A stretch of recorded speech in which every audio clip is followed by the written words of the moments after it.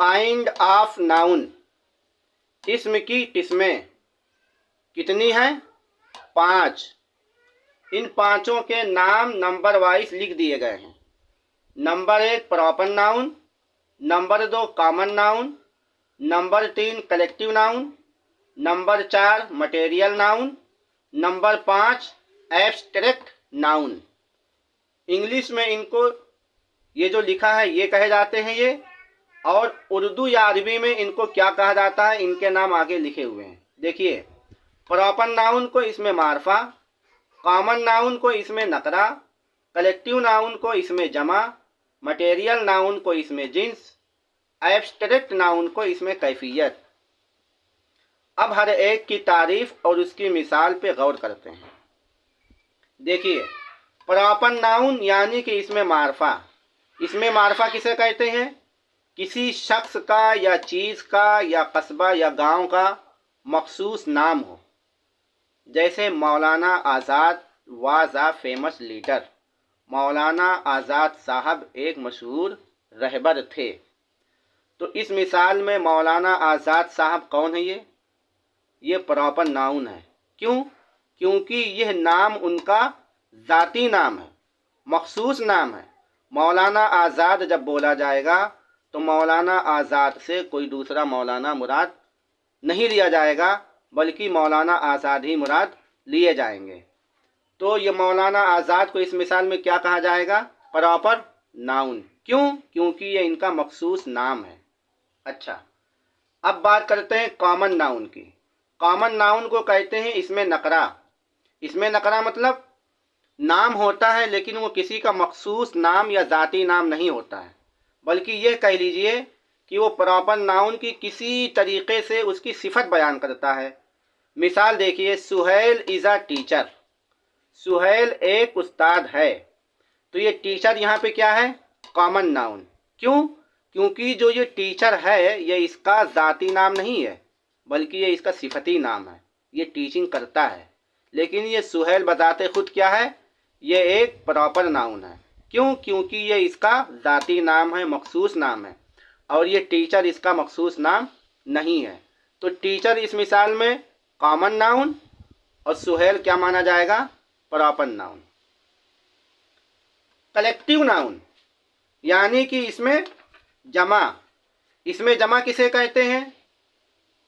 जिस नाउन में एक ही ज़ात के कई अफराद का मजमुआ ज़ाहिर हो तो उसे कहते हैं कलेक्टिव नाउन।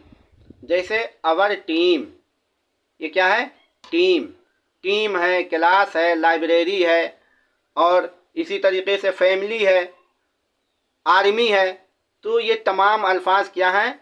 ये तो देखने में वाहिद हैं, एक वर्ड है, लेकिन एक वर्ड को बोलकर इसमें कई लोगों को शुमार कर लिया जाता है, कई लोगों का मजमुआ होता है ये। जैसे टीम है तो टीम में एक शख्स नहीं होता है, ग्रुप में एक आदमी नहीं होता, कई लोग होते हैं। तो ये टीम क्या है? कई अफराद का मजमुआ है। तो इसको कहेंगे कलेक्टिव नाउन। मिसाल देखिए, our team won the match. हमारी टीम ने मैच को जीत लिया। तो टीम में कितने लोग होते हैं? कम से कम अगर क्रिकेट का मैच है तो 12 है, फुटबॉल का है तो 12 है, कबड्डी का है तो मतलब अगर बड़े लेवल पर नहीं है, छोटे लेवल पर है तो कम ज़्यादा भी हो सकते हैं, बड़े लेवल पर है तो 12-12 होते ही होते हैं। बहरहाल, तो जब एक लफ्ज़ बोलकर उसमें कई अफराद को शुमार किया जाए, कई अफराद का मजमुआ ज़ाहिर हो, तो उसे क्या कहते हैं? Collective noun. अब बात करते हैं मटेरियल नाउन की। मटेरियल नाउन किसे कहते हैं? इसमें जिन्स को और इसको एक दूसरा नाम और दिया जाता है, उसे कहते हैं इसमें मादा। यानी जिस नाउन से किसी ऐसे मादा का इल्म हो जिससे कोई दूसरी चीज़ बन सके, उसे मटेरियल नाउन कहते हैं। जैसे सोना हो या चांदी हो, लोहा हो, तांबा हो, पीतल हो, लकड़ी हो, मिट्टी हो, कपड़ा हो, तो ये तमाम चीज़ें क्या हैं? इसमें जिन्स हैं, इसमें मादा हैं। इन तमाम चीज़ों से बहुत सारी चीज़ें बनती चली जाती हैं। जैसे कपड़ा है तो कपड़े से आदमी कुर्ता बनवाएगा, पैजामा बनवाएगा, टोपी बनवाएगा, और भी बहुत सारी चीज़ें बनवा सकता है वो। मिट्टी है, मिट्टी से खिलौना बनाएगा, बर्तन बनाएगा, सोना है, सोने से वो जेवरात बनवाएगा नाक में पहनने के लिए, कान में पहनने के लिए, आँख और नाक में पहनने के लिए। तो ऐसी चीज़ों को क्या कहते हैं? Material noun. जिस चीज़ से बहुत सारी चीज़ें बनती चली जाएं उसे कहते हैं material noun. Gold is yellow, सोना पीला है।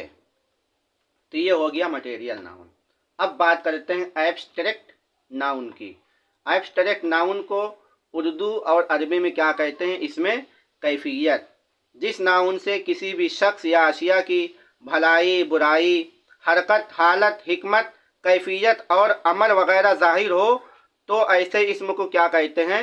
Abstract noun.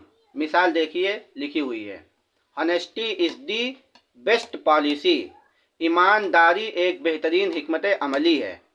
तो ऑनेस्टी यहाँ पे क्या होगा? इसमें कैफियत है, ये किसी की कैफियत को बतला रहा है, किसी की हालत को बतला रहा है।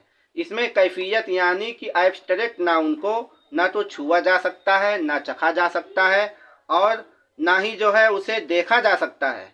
सिर्फ और सिर्फ क्या किया जा सकता है? उसे एहसास किया जा सकता है। जैसे कि honesty is the best policy, ईमानदारी क्या है? एक बेहतरीन हिकमत अमली है।